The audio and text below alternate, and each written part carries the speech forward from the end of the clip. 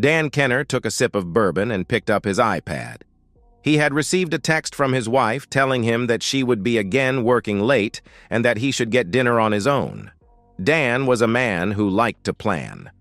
Since he had an evening to himself, Dan's plan consisted of grabbing a cheeseburger at Whataburger and spending the evening with Lee Child's latest Jack Reacher novel and a bottle of Milam & Green 13-year-old bourbon that had been gifted to him by his father-in-law.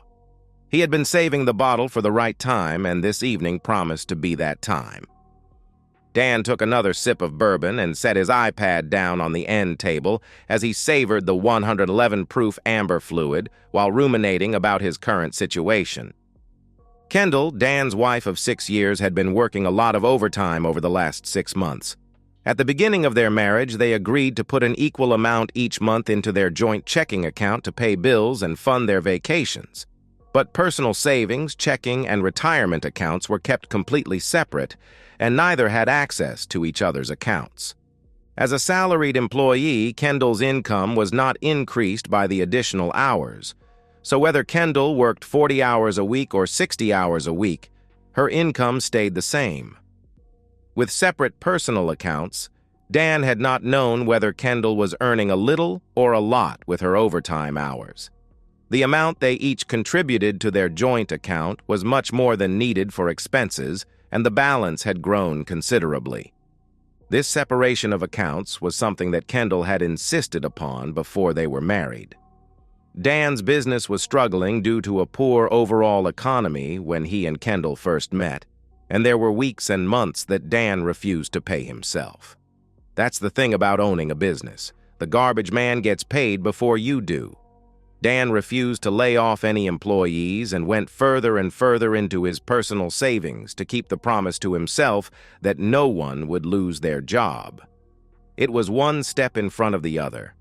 Trudging through life, and as he would close his shops as night fell, all he found was himself another day older and deeper in debt.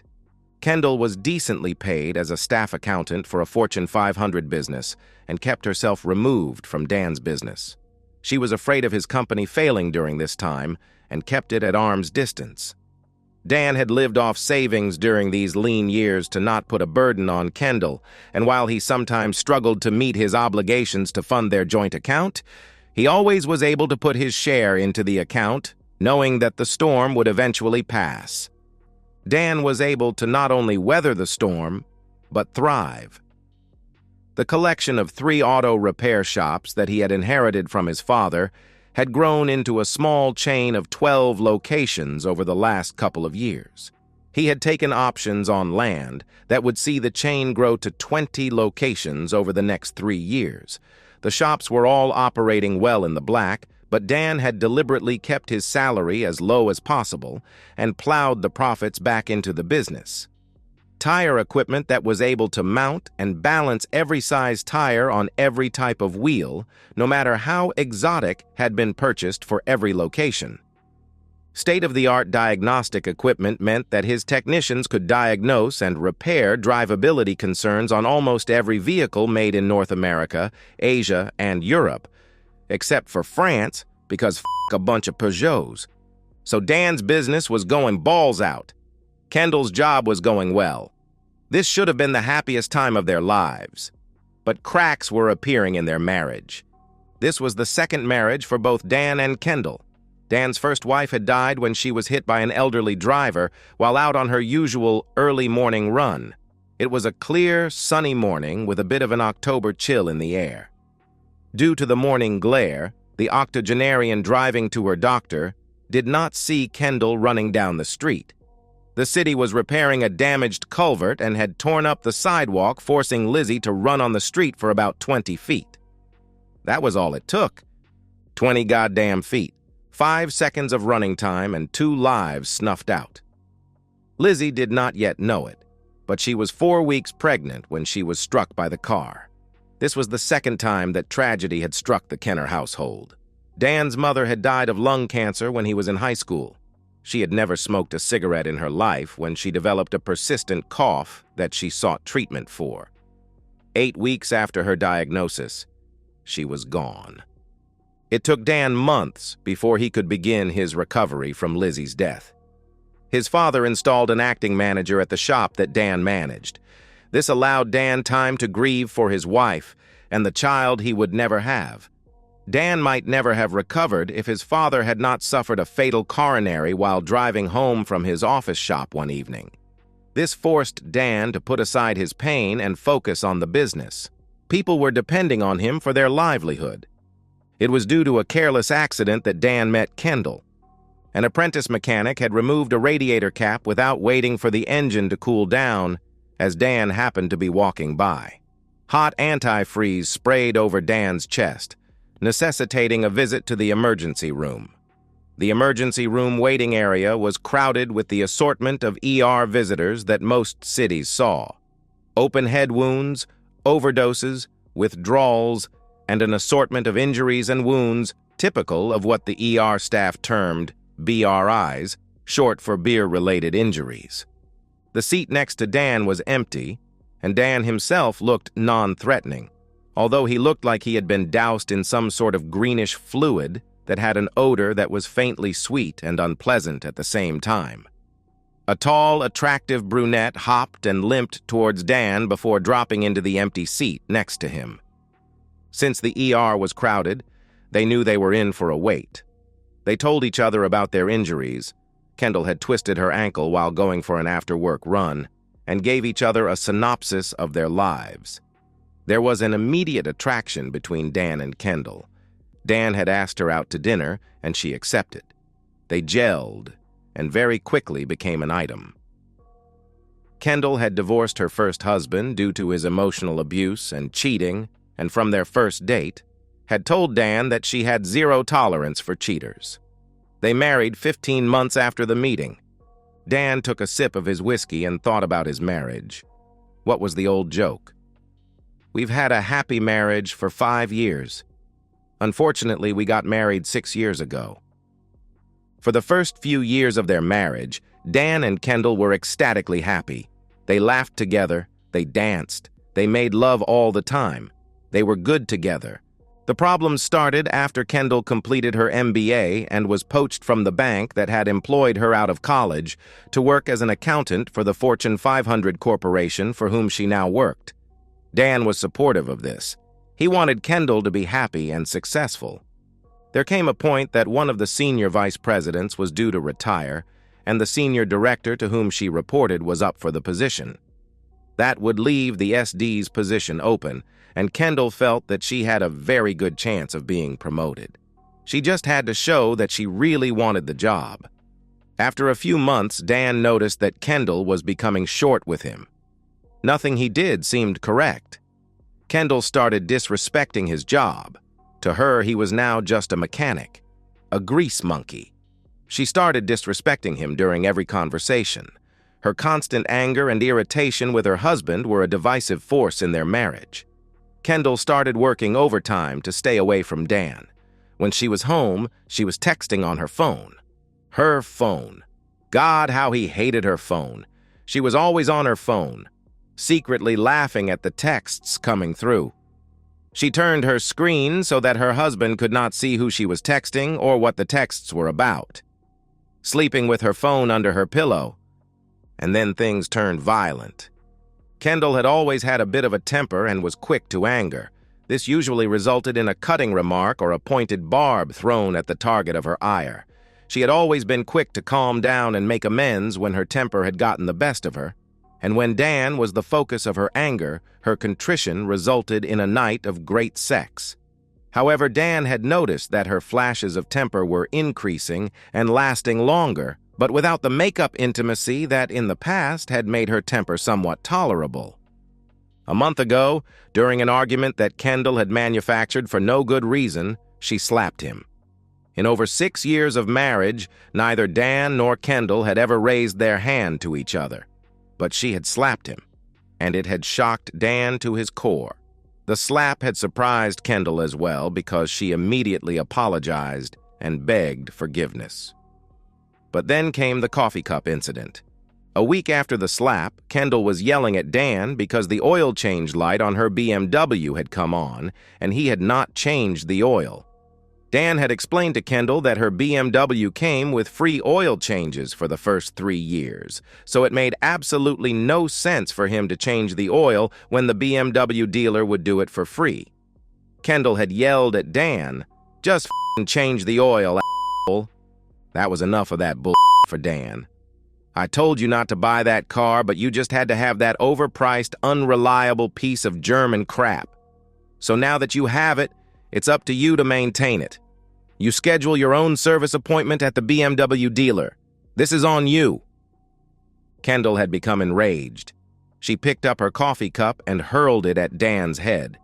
If he had not ducked, the cup would have hit him dead center of his forehead. He stared at Kendall in shock. She stared back at him with no expression on her face before turning on her heel and walking away without saying a word. Dan took another sip of his whiskey. He could hear the garage door opening, signaling Kendall's return home. Dan picked up his cell phone and sent the text and the email he had queued up. They were redundant and going to the same person and contained the same packet of information, so it did not matter which one was received first or if one of them failed to get through. Dan was a firm believer in backup plans. As Tennessee Ernie Ford had sung so long ago, "If the right one doesn't get you, then the left one will." As Kendall walked through the living room, she glanced over at Dan, comfortable in his easy chair with a glass of whiskey in his hand. "I'm going to change, and then I need to ask you about some strange activity on the joint account." Kendall did not wait for Dan to acknowledge her statement as she marched to the bedroom. A couple of minutes later, Dan heard the shower turn on. Both Dan and Kendall had configured notifications on their bank apps to notify them of unusual activity. Dan had received the same text notifications that Kendall was no doubt concerned about. He sighed, took a sip of his bourbon, and set his iPad aside as he waited for Kendall's return, which she did 15 minutes later, wearing black yoga pants and a white midriff-bearing t-shirt as she plopped down on the sofa facing Dan. Her hair was wet and slicked back from her shower, and although she had not reapplied any makeup, she was a stunningly beautiful woman. Her body was lean and athletic, topped by a pair of C-cup breasts that were at present unencumbered by a bra. "So, do you know about these deductions from the joint account?" she asked. There was a slight accusatory tone in her voice. She held up her cell phone to Dan. Their bank's app was open to the check activity of their joint checking account. The balance displayed was $12, whereas earlier in the day, it had shown over $30,000. Dan nodded his head. "The $12,000 ACH debit to PDSC? That's Pendragon Security Consultants. That was to pay them to follow you around for a month and document your affair with your boss. The $18,000 ACH to SKD? That was the retainer to Solomon, Klein, and Davis, my divorce attorneys." He took a sip of his bourbon and watched for Kendall's reaction. Tears came to her eyes and her mouth opened and closed like a fish out of water trying to find oxygen. Her face reddened, and for a moment, Kendall seemed at a loss for words. Dan watched as her emotions played across her face, fear morphing into sadness, which turned to anger, and then back to fear. She seemed stuck, and it was only when Dan picked up his glass to take a sip of his bourbon that she seemed to make up her mind on what to say.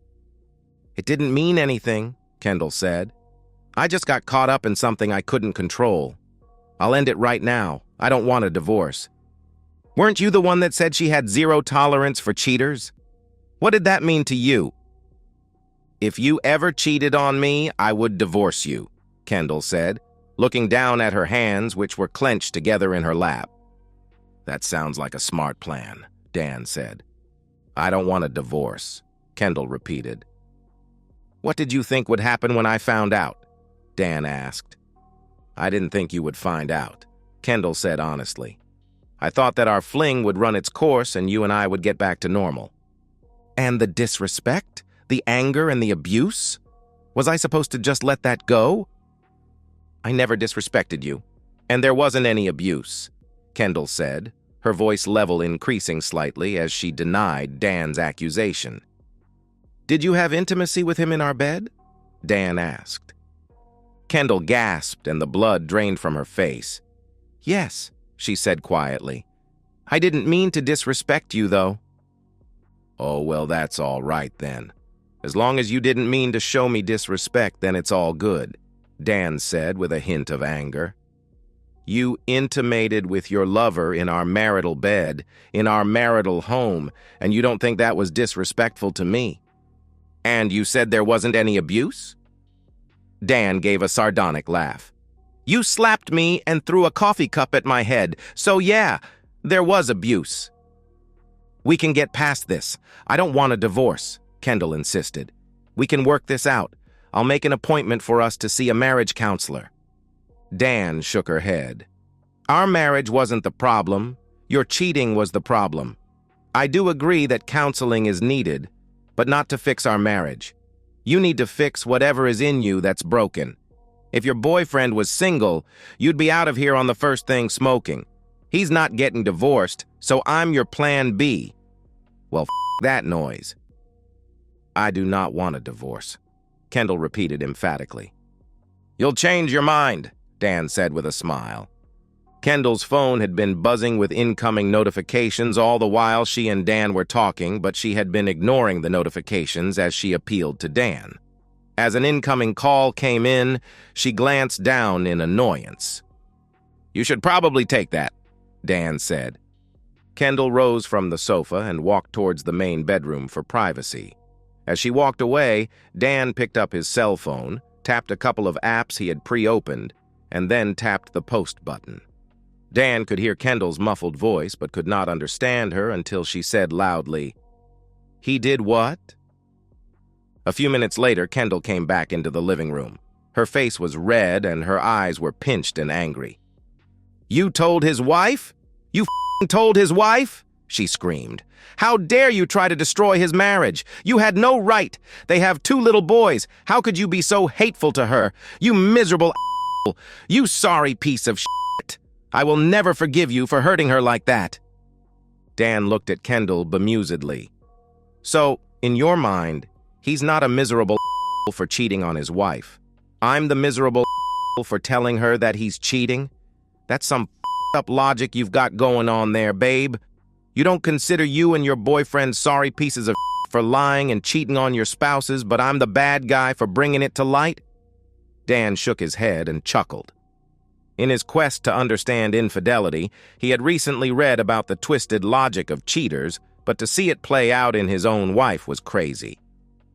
"This is between you and me. You had no business interfering in their marriage," Kendall shouted, her face crimson with anger.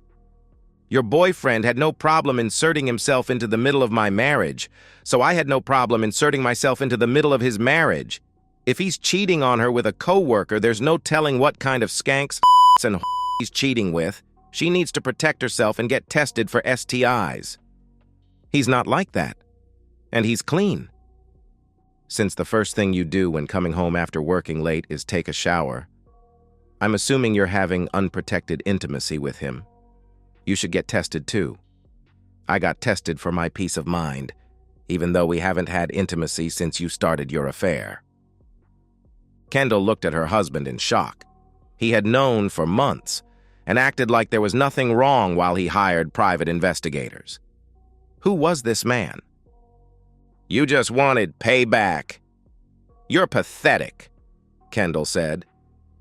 Dan again noticed that her phone was buzzing with incoming notifications, which she had been ignoring as she hurled insults at him.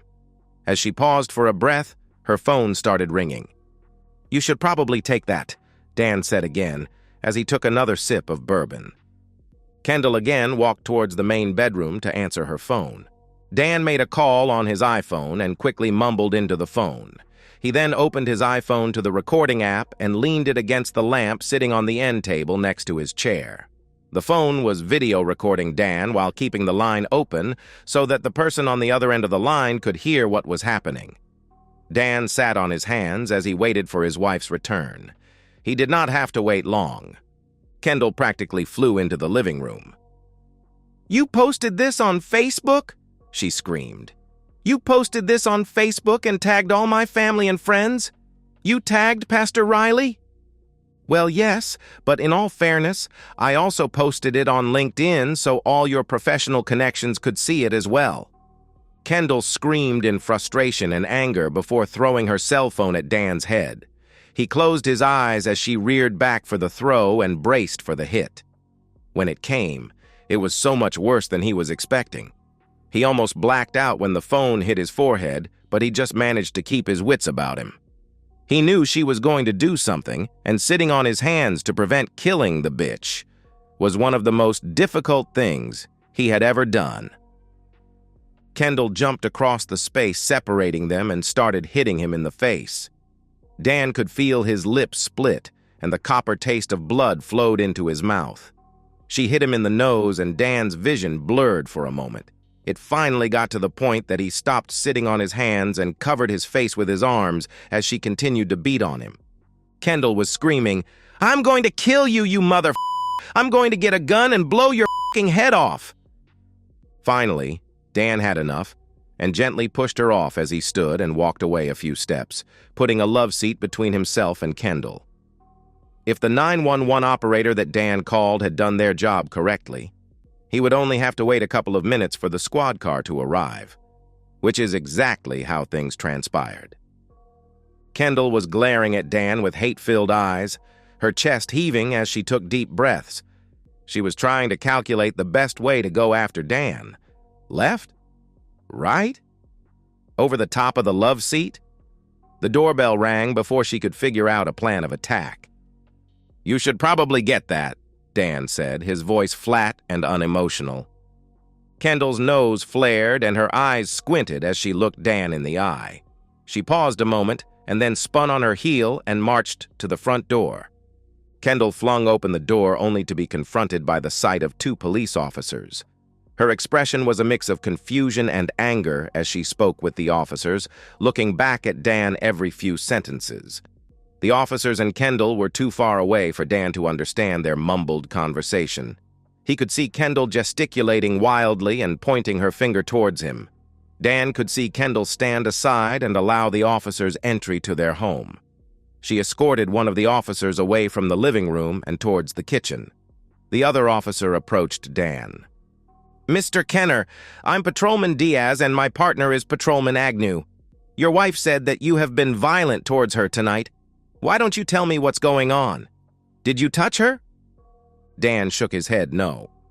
"I confronted my wife about an affair she's having. She attacked me." Dan pointed to his face.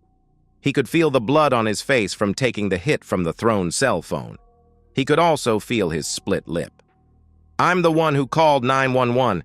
She's been getting violent lately. She slapped me a month ago and then a week later threw a coffee cup at my head. It missed me, but if it hadn't, I would have had to go to the emergency room. I recorded the confrontation tonight. Would you like to see the video?" Patrolman Diaz most certainly did want to watch the video. Dan made several tapping moves on his iPhone and then handed his phone to the police officer. Patrolman Diaz watched the video in silence, raising his eyebrows at the scene of Kendall launching herself at Dan. The police officer looked at Dan skeptically. "It looks like there was a conversation before the recording. Was anything said that would escalate the situation?" Dan shrugged. "She found out that I had a private investigator following her for a month and that I had passed on the findings to her affair partner's wife. She wasn't happy about that." The police officer chuckled. "You don't do things halfway, do you?" As the guy said, "I light my path forward by the light of the fires of the bridges burning behind me." "Okay, Dylan McKay." The officer shook his head and smiled. His partner exited the house and they conferred with each other. The other officer shook his head and nodded his head toward Dan. Patrolman Diaz played the video on Dan's phone for his partner. His partner rolled his eyes and shook his head. Kendall's explanation had been much different, but she was not aware that she had been recorded. Patrolman Diaz walked back to Dan. "We're arresting your wife for domestic violence and making terroristic threats. My suggestion to you is to take out a restraining order." Patrolman Diaz opened the front door as his partner escorted Kendall from the kitchen, her hands cuffed behind her. She was crying and starting to hyperventilate. Dan, don't let them do this to me. Please, if you ever loved me, make them let me go. I promise I'll be good. Dan rolled his eyes and turned to the officer who handed him a business card. My email address is on the card. Send me a copy of the video. As the squad car pulled away, Dan made a call to his attorney, Dwight Solomon. It went down exactly as I thought it would. She was just arrested and carted off to jail. Just keep your cool, Dan. If she shows up tomorrow, you know what to do. As Kendall exited the courthouse the next morning, accompanied by her parents, she was stopped by a 20-something gum-chewing blonde. "Excuse me," she said as she stopped in Kendall's path. "Are you Kendall Kenner?" "Yes," said a very tired, hungry, and annoyed Kendall Kenner. "Who are you?" "You've been served," replied the blonde as she handed a shocked Kendall a manila envelope. The blonde smacked her gum and turned her back on Kendall to walk away. "What is this shit?" Kendall called to the blonde's back. "Don't know, don't care," the blonde called back over her shoulder. "But I'd say you're probably whatever it is." Kendall angrily opened the paper and saw the words, "Petition for dissolution of marriage." "That she screamed to her parents. It had been a difficult morning. Kendall had been awakened early and removed from her jail cell before being taken to a holding cell in another part of the building. She sat in the holding cell for an hour before she met with her attorney. She had been allowed one phone call the night before and had used it to call her parents, who had immediately started leaving voice messages at various law firms so that hopefully they could hit the ground running the next day. They had contracted with the first lawyer who returned their call the next morning and were assured that Kendall would be represented at her hearing. Judge Kendall had her bond set at $10,000, which meant that she would have to either put up the full amount or pay a bail bondsman 10% and then pledge real property as collateral. The judge also issued a restraining order forbidding her from contacting her husband or appearing at the residence or his workplace. She was to make arrangements with her attorney to retrieve her belongings from the residence. Kendall's lawyer had objected to this, but had then been shown photos of Kendall's husband. The objection was withdrawn. After leaving the courthouse, Kendall's parents took her through the drive-thru at McDonald's as a first stop. She had been booked into the Denton County Jail too late to eat dinner, and the jailers had awoken her early for a morning court appearance, so she missed breakfast. Kendall had not eaten dinner the previous night, choosing to spend her time in bed with her boss, Tony. She planned to grab some leftovers out of the refrigerator when she got home last night, but that plan had gone to shit. She thought about how she got here. She and Tony had just finished their second round of intimacy when her phone dinged with an alert. While Tony dozed next to her, she checked her phone, expecting to see a text from Dan. What she had seen instead was a low balance alert from her bank. She quickly logged in on her bank's app and immediately saw that the joint bank account had only a few dollars on deposit. 2 ACH withdrawals had hit the account that afternoon. One was for $12,000 and the other for $18,000. A Google search of the payees revealed nothing. Kendall knew that this could mean that they were scammed or that the bank had made a mistake. Kendall was an intelligent woman. She also realized that it could mean that Dan knew about her affair and had emptied the checking account. She did not believe that was the case, however. She knew her husband and knew that he was not afraid of confrontation. If he suspected her of having an affair, he would have said something. Dan Kenner was not the type of man to let something like this pass. She knew that, and yet here she was, lying next to her boss in a cheap motel after having intimacy that was spectacular in its mediocrity. Not for the first time, she wondered what she was doing here. Things had always come easy for Kendall. She was always the prettiest and smartest girl in class. She was seldom the most popular because other girls did not trust her. She had learned at an early age how to weaponize her sexuality, and it was a gun she did not hesitate to draw. Starting with Mr. Campbell, her high school calculus teacher. A few BJs earned her an A+. Letting Ms. Donovan eat her got her an A in economics. She never dated high school boys. She only went out with men, guys who had graduated from college and had good jobs. The college had been a rinse and repeat of high school. If she was struggling with a class, she would sleep with the professor. And male or female, they all wanted Kendall. She had graduated college in 4 years, receiving a finance degree. She had thought about law school but knew that she was not a strong enough student. You couldn't sleep your way through law school. For Kendall, her current affair with Tony Geyer, the senior director to whom she reported, meant nothing. It was a means to an end. If she was able to get in a little recreational intimacy, what a previous lover had called sport, while pursuing the promotion, then so much the better. It was during her second year of employment at Chase Bank that she met Kyle Evans. Kyle had visited her bank branch as part of an investigation into possible money laundering activities by a suspected drug dealer. Kyle was on assignment to the Denton County Sheriff's Department Special Operations Division, and his longish hair, mustache, and devil-may-care attitude had immediately dampened her panties. She brazenly asked him out for drinks and hopped into bed with him at the end of their first date. For Kendall, the intimacy was mind-blowing, and she was crazed for Kyle. Within 2 months, they were living together. Within another year, they were married. For Kendall, married life had been a revelation. She loved Kyle and wanted to do anything within her power to please him. Domestically or sexually, it made no difference. Kendall and Kyle were perfect together. Until they weren't.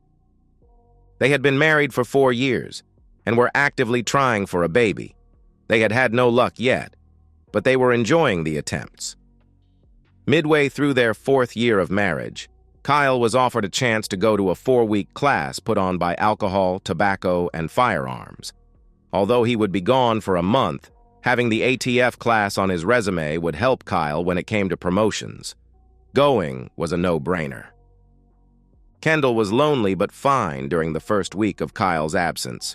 The second week was a little tougher as her hormones combined with her loneliness ramped up her horniness. By the end of the 3rd week, Kendall was crawling up the walls and masturbating twice a day. During the 4th week, Kendall agreed to go out for drinks with Bill Williams. Bill Williams, known as either Bill Squared or more commonly Square, was an ex-partner of her husband in the Denton County Sheriff's Department. Kendall wasn't exactly sure what led to their fallout, but she knew that they were no longer friends. She accepted his invitation for drinks with the vague thought that she could help patch over the differences.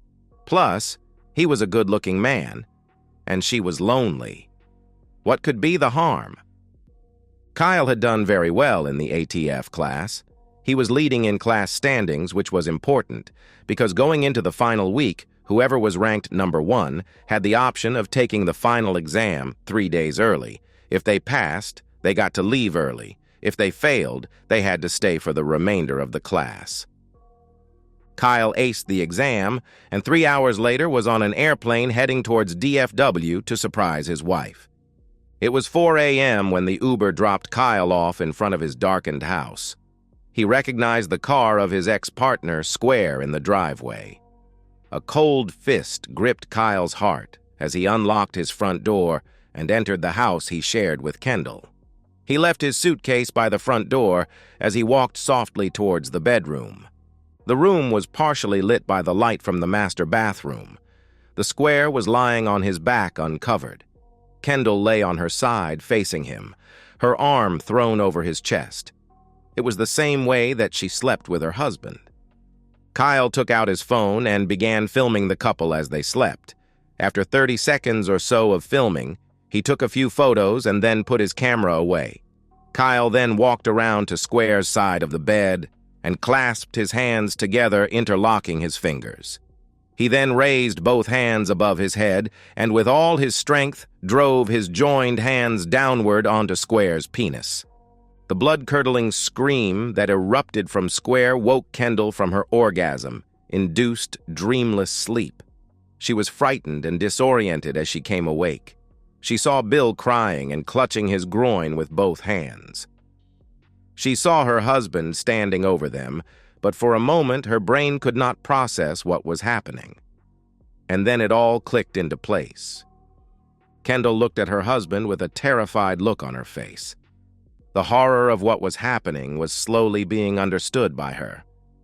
Her husband looked down at her. His face was red with fury as he looked at his soon-to-be ex-wife. "I'll be back at 3 to get my things. I should be done by 6. Don't be here during that time. I won't be responsible for my actions if I see you, and you're not worth going to jail or losing my job."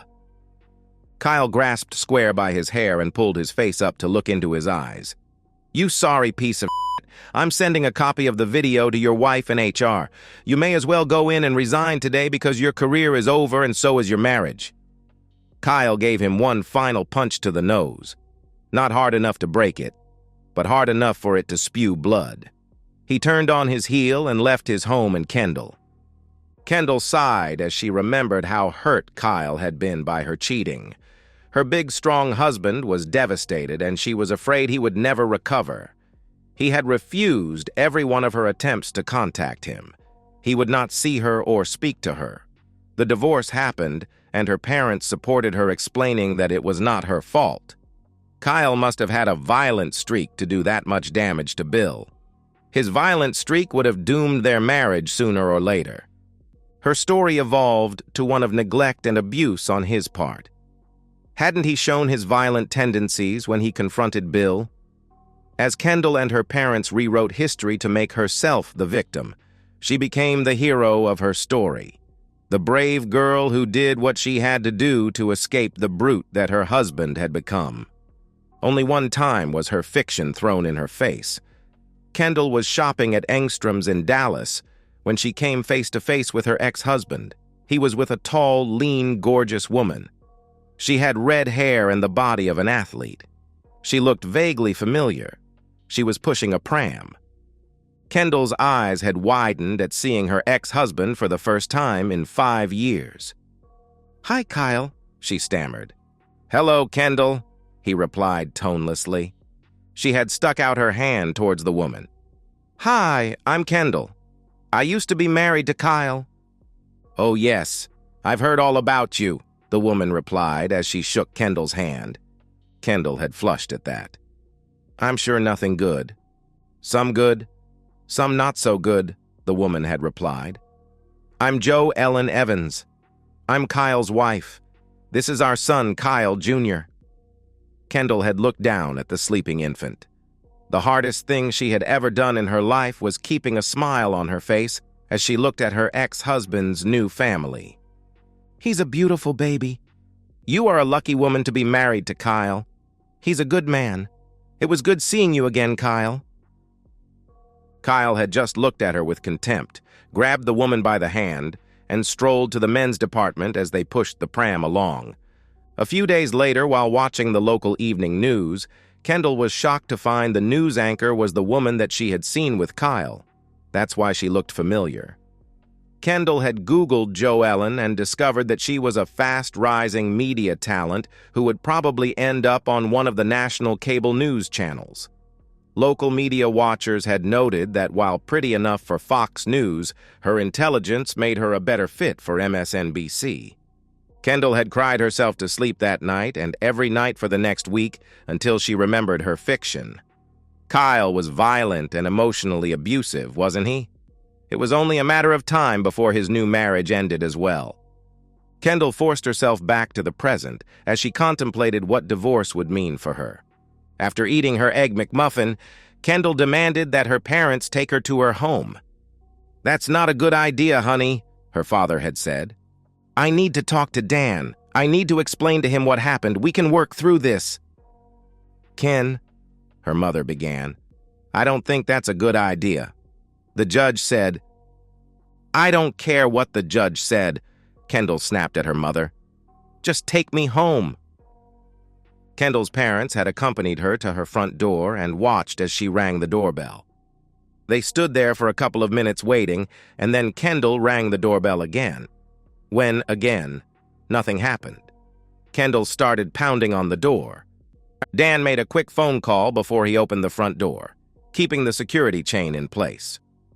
"You're not supposed to be here. There's a restraining order to keep you away." "I live here," Kendall said. "How can we fix our marriage if I'm not here?" Dan looked at Kendall incredulously. "Fix? I'm divorcing you. We're not fixing anything. I'm not going to stay married to a lying, abusive cheater. You need to get out of here." Dan closed the door, which enraged Kendall, who began pounding on the front door. "Let me in, you coward! You've never seen abuse until you see what I'm going to do to you. Open this door right now!" She began frantically pounding on the door. Seeing their daughter's distress, Kendall's parents began pounding on the door as well. As their daughter became more and more upset, their calls to Dan became louder and more emotional. "Open the door, Dan, or I swear to God I will kill you. I will cut your heart out with a steak knife," Kendall shouted. "Open the goddamn door, you grease monkey," Kendall's father shouted. "I will put you down, boy." Dan sipped his coffee and shook his head as he watched the video from his doorbell camera. He watched as the squad car pulled into the driveway and as the two officers approached the front porch. The officers spoke to the group for a minute, and then one of the officers broke away and rang the doorbell. Dan opened the door and invited the officer in. After securing Dan's identification, the officer asked Dan for his side. He had noticed the cuts and bruising on Dan's face. "Last night I confronted my wife about an affair she is having. I have proof of the affair because I hired a private investigator. She became violent during the confrontation and attacked me," Dan said, pointing to the bruising on his face. "She was arrested last night and appeared in court this morning. She was issued a restraining order forbidding her from entering her residence." Dan handed the officer the copy of the TRO that his attorney had emailed him. "I also have this," Dan said as he showed the officer his phone. He hit play and they watched a video of Kendall and her parents knocking on the door and making threats. The officer just shook his head as he watched them. "Well, this seems pretty cut and dried." "Send me a copy of the video," the officer said as he handed Dan a business card. He then keyed his shoulder mic and requested 2 more cars for multiple arrests. "Stay inside and watch the show from your phone. Do not exit your house until I tell you." And that's the way it happened. The officer called his partner over for a consultation. They watched the video on his phone and then walked over to Kendall and her parents, where they were advised that they were all being arrested for trespass and making terroristic threats, and that additionally, Kendall was being arrested for violating a restraining order. As 2 more squad cars appeared, the officers began arresting Kendall and her parents. Kendall's mother became hysterical, and Kendall began crying and cursing at the officers.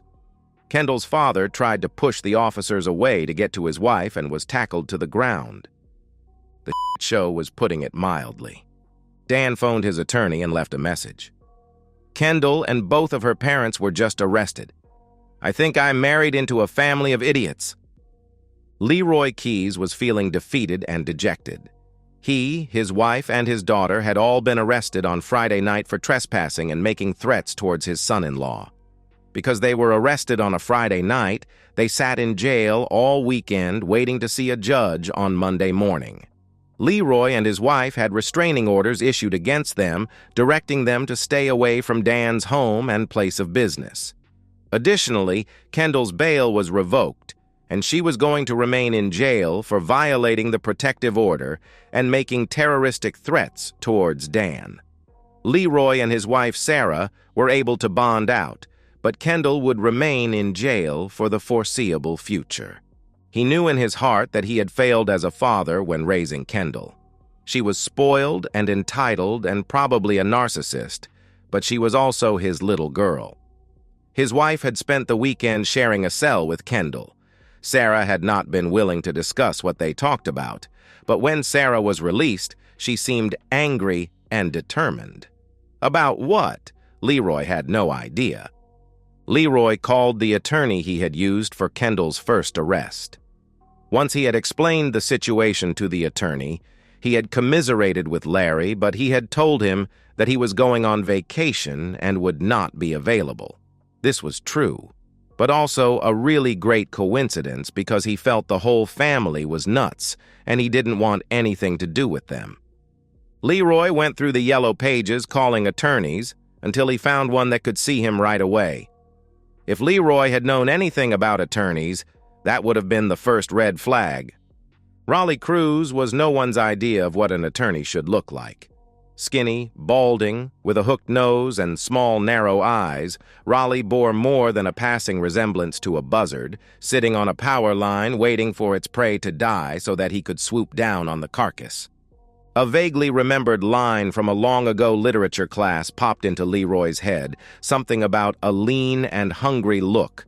Some ambulance chasers advertised on TV and billboards. As you descended in pecking order, some ambulance chasers advertised on bus stop benches. Raleigh Cruz looked like he advertised in massage parlors and on Fox News. Raleigh had a predatory smile on his face as Leroy handed him the business card that had been in Kendall's divorce packet. That smile soon turned to a grimace. Solomon, Klein, and Davis? What the heck? I thought you said your son-in-law was a mechanic. How can he afford SKD on a mechanic's pay? He owns a few shops, Leroy said. I don't think he actually works on the cars. Raleigh rolled his eyes, deciding not to depend on his new clients for information. He turned to his computer and did a quick Google search of Dan Kenner of Kenner Automotive. 12 locations. Nice. This looks promising. His business has 12 locations. That ought to be worth a chunk of change to your daughter in her divorce. We can probably get him to pay all my fees, too. Raleigh was not actually rubbing his hands together in anticipation, but it did not take much of an imagination to picture him doing so. Go f*** yourself. Raleigh looked at his cell phone in disbelief. He had left a message with Dan's attorney, Dwight Solomon, who had finally returned his call. Raleigh had demanded an immediate meeting with Dan Kenner and his attorney to arrange for temporary spousal maintenance. Dwight had responded to Raleigh and then disconnected the call. Raleigh immediately called Dwight Solomon back, fully intending to read him the riot act and give him a lesson on showing professional courtesy to fellow brethren of the legal profession. What part of go f*** yourself did you not understand? Dwight Solomon had asked, without greeting or preamble. You want to play hardball? Then we'll play hardball, Raleigh said to himself as he placed his cell phone down on his desk. Why didn't you tell me there were videos? Raleigh had shouted at his clients. I walked into that conference room looking like a moron. Raleigh had finally succeeded at reaching someone at Solomon, Klein, and Davis. A first-year associate had phoned Raleigh to set up a time for a preliminary conference. There was no need for Raleigh's clients to attend this first conference. The whole conference had been a wretched experience for Raleigh. From the time he entered the law offices of SKD to him slinking out the door, was one long attempt to embarrass and humiliate Roland Cruz, Esquire. It began when Raleigh walked into the reception area and gave his name to the receptionist. He thought that if a dog turd left to dry on the sidewalk had suddenly sprouted arms and legs, grabbed a briefcase, and announced its intention to practice law, it would not have been received with any less warmth than Raleigh had been. He had been directed away from the waiting area and into a small conference room and advised that someone would fetch him shortly. Fetch. She had actually said that someone would fetch him as if he were a stick to be thrown to a dog.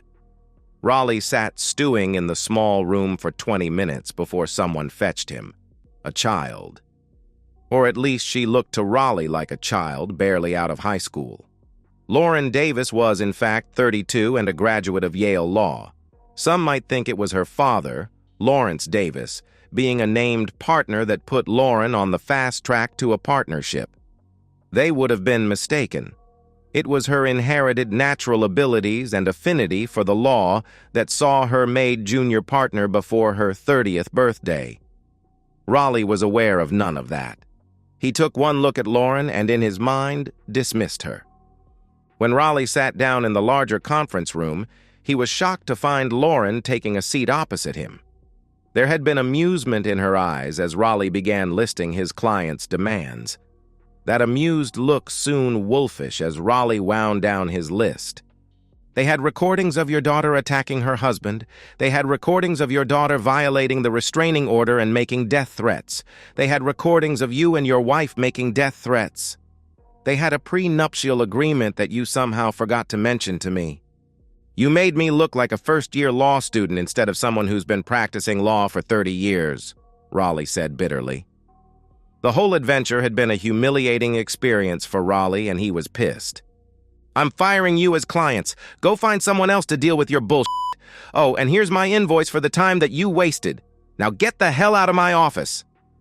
Kendall and her parents glared at Dan from across the conference room table. Kendall had dressed to the nines and knew she looked good. She wanted her husband to see what he was throwing away. Dan looked at Kendall in amused silence, oblivious to her attempts to make him regret his decision to divorce her. They had agreed to all points of the divorce. There was not much to divide. They would each take the things they came into the marriage with. Dan had purchased the house during his first marriage and would retain ownership since Kendall had never been put on the deed.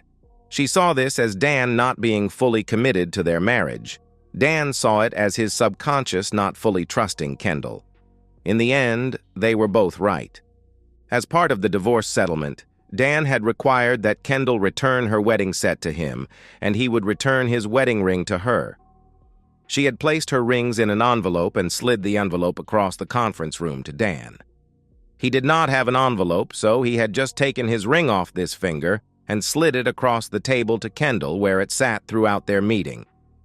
As they stood, finished with the task that brought them together for the last time, Dan had a question for Kendall. Can you tell me why? You had a good life. I know you loved me and I loved you. Why would you throw away everything for a fling? Kendall sighed and looked up for a moment before looking at Dan. I don't know. Boredom, restlessness, increase my odds of getting promoted, maybe a bit of all three. What do you want me to say, Dan? Do I regret cheating on you? I regret getting caught. I can't say I regret the affair or the intimacy. It's who I am. But you were a good husband. I just wasn't a good wife.